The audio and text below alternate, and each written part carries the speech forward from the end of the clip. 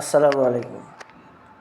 রাসূল সাল্লাল্লাহু আলাইহি ওয়াসাল্লামের ইন্তেকালের পর হযরতে আবু বকর খলিফা দায়িত্ব গ্রহণ করলেন। খলিফা দায়িত্ব গ্রহণ করার সমকালীন যখন তিনি শপথ গ্রহণ করেন, শপথ গ্রহণকালীন তিনি জনতার সামনে সম্মুখীনে দাঁড়িয়ে বললেন, আমি তোমাদের মতোই একজন মুসলমান, আমি তোমাদের মতোই একজন মানুষ, আমি তোমাদের মতোই একজন। সুতরাং রাষ্ট্র পরিচালনা করতে গিয়ে যদি আমার কোরআন হাদিসের বাইরে হয়, তাহলে তোমরা তাৎক্ষণিকভাবে আমাকে সাবধান করে দিবে। তাদের রাষ্ট্র পরিচালনা করার জন্য কি শপথ গ্রহণ করেছিল? কোরআন আর হাদিস, একদিকে কোরআন, অন্যদিকে হাদিস, অন্যদিকে আখিরাতের ভয়, কিয়ামতের ভয়। দায়িত্ব গ্রহণ করছেন আর বলছেন, আমি তোমাদের মতোই একজন মানুষ। আর এই রাষ্ট্র পরিচালনা করতে গিয়ে যদি কোরআন হাদিসের বাইরে হয়, তাহলে তোমরা আমাকে কি করে দিও? সাবধান করে দিও। একজন খলিফা এভাবে বলছে। অতি সাধারণভাবে তারা চলাফেরা করেছে, রাসূলের অনুগত্য করেছে, রাসূলের পথ দেখানো পথে চলেছে। আর হযরত আবু বকর যখন দায়িত্ব গ্রহণ করলেন, খলিফা নিযুক্ত হলেন, তিনারও একই কথা ছিল যে আমি তোমাদের মতোই একজন মানুষ, আমি তোমাদের মতোই একজন। দায়িত্ব চলাকালীন, রাষ্ট্র পরিচালনা চলাকালীন যদি কোরআন হাদিসের বাইরে হয়, তোমরা তাৎক্ষণিকভাবে আমাকে সাবধান করে দিও। আবু বকর থেকে শুরু করে ওমর, আলী, উসমান, যখনই এরা চার খলিফা দায়িত্ব গ্রহণ করেছে, রাষ্ট্র পরিচালনার জন্য খলিফা দায়িত্ব গ্রহণ করেছেন, তখনই তাদের মুখে এই কথাটাই ছিল যে আমি যদি কোরআন হাদিসের বাইরে যদি রাষ্ট্র পরিচালনা বিন্দু মাত্র করি, তোমরা আমাকে সাবধান করে দিও। তাই আমরা ইসলামী আইন যারা চাই, ইসলামের আইনে যারা আমি নেতা হতে চাই, রাষ্ট্র পরিচালনার জন্য যারা আমরা চেষ্টা চালাচ্ছি, আমরা যদি ক্ষমতায় যাই, আমাদেরকে সেই আল্লাহর ভয় আমাদেরকে অন্তরে নিয়ে নিতে হবে যে এই দায়িত্বর ভার কিয়ামতের দিন মহান রব্বুল আলামিন নিশ্চয়ই আমার কাছে নেবেন।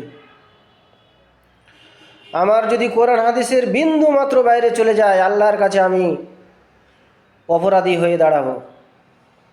কারণ কিয়ামতের দিন একজন ন্যায় বিচারক, ন্যায় শাসক যখন কবর থেকে উঠবেন, তখন আফসোস করে মুখটা বিমর্ষ অবস্থায় উঠবে আর এই বলতে থাকবে, হায় আল্লাহ, আজ কিয়ামতের দিন আমার কি অবস্থা হবে।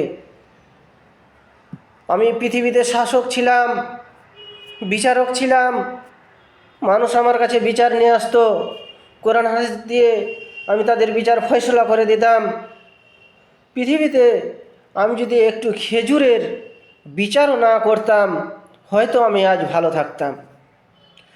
সেই কোরআন হাদিস দিয়ে পরিচালনাকারী ন্যায় শাসক, ন্যায় বিচারক যদি এই কথাটা বলে আর বিমর্ষ অবস্থায় কিয়ামতের দিন উঠে আর যদি বলে যে একটা খেজুরের বিচার যদি কিয়ামত পৃথিবীতে যদি না করতাম, তা আজকে ভালো থাকতাম, তাহলে আমাদেরকে কি পরিমাণ, কি ভয় ভীতি,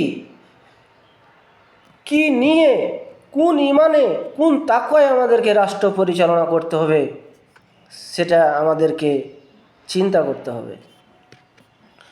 শুধু ইসলাম বলে দায়িত্ব শাসক হলে হবে না। সেই আবু বকরের শাসনের চলে যাইতে হবে। সে উমরের শাসন আমলের দিকে লক্ষ্য রাখতে হবে, আলীর শাসন আমলের দিকে লক্ষ্য রাখতে হবে, উসমানের শাসনকালের দায়িত্বগুলোর কথা আমাদেরকে লক্ষ্য রাখতে হবে।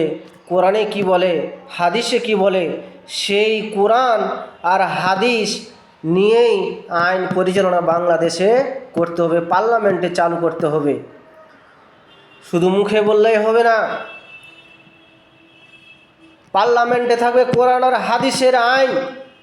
সেই আইন সর্বত্র বাংলাদেশে আনাচে কানাচে এক প্রান্ত থেকে অন্য প্রান্তে পৌঁছে দিতে হবে। হযরত উমর যখন খলিফা দায়িত্ব গ্রহণ করলেন, তখন তিনি গোয়েন্দা বিভাগ, পুলিশ বিভাগ সব কিছু গঠন করলেন, গুপ্তচর গঠন করলেন। কি জন্য? কেউ যেন প্রতারিত না হয়ে যায়। পুলিশ বাহিনী গঠন করলেন মানুষদের জানমালের রক্ষার্থে, মানুষের যেন ধন সম্পদ চুরি না হয়ে যায়, মানুষের জান কেউ যেন অন্যায়ভাবে হত্যা না করতে পারে। এই জন্য হযরত ওমর পুলিশ বাহিনী গঠন করেছিলেন। কিন্তু আজ আমাদের দেশে যে পুলিশ জানমাল ওলা রক্ষা করবে কি? ওদের কাছে রাখতে গেলে আরও বেশি ভয়, ওদের কাছে রাখাটা আরও নিরাপদ নয়। হযরত ওমর পুলিশ বাহিনী গঠন করেছিলেন রাত্রে দিনে কেউ কারো যেন সম্পদ চুরি করে না নিয়ে যেতে পারে, কেউ কাকে অন্যায়ভাবে হত্যা না করতে পারে, কেউ কারো গোয়েন্দাগিরি না করতে পারে, ইসলামী আইন বিরুদ্ধে কথা না বলতে পারে। এই জন্য তিনি পুলিশ বাহিনী গঠন করেছিলেন। সেই পুলিশ আজ পর্যন্ত এই পৃথিবীতে বিভিন্ন দেশে আছে, কিন্তু এই পুলিশ ভাইরা অনেকেই ভালো আছেন, ঈমান নিয়ে আছেন, কিন্তু অনেকেই আমার পুলিশ ভাই বুঝে না। তারা অর্থের লোভে ন্যায়কে অন্যায়, অন্যায়কে ন্যায় করে দেয়। তাই আমরা ভয় করব একমাত্র আখিরাত, কিয়ামতের দিন, যেদিন মহান রব্বুল আলামিন সমস্ত কিছু ধ্বংস করে দিবেন। পৃথিবীতে কিচ্ছু থাকবে না, কিছুই থাকবে না।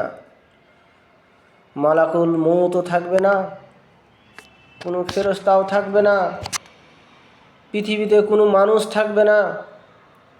মহান রব্বুল আলামিন নিজের সিংহাসনে একাই বসে থাকবেন আর পৃথিবীকে বলবেন, ও পৃথিবী, ও জমিন, তোমার বুকে বড় বড় রাজত্ব কায়েম করছিল ওই রাজা বাদশারা কই? আইনাল মুলক, তারা কোথায়? সেই অহংকারীরা কোথায়? সে দাম্ভিকরা কোথায়? যারা মানুষের উপর অন্যায় করত, জুলুম করত, হত্যা করত, গুম করত, আত্মসাৎ করত, তারা আজকে কোথায়? যারা বলতো পৃথিবীতে আমরাই রাজত্ব কায়েম করব, যারা আল্লাহর প্রিয় বান্দাদের উপর অন্যায় করেছে, জুলুম করেছে, ফাঁসি দিয়েছে, তারা আজ কোথায়? মহান রব্বুল আলামিন বলবেন, লিল্লাহি ওয়াহিদিল কহার,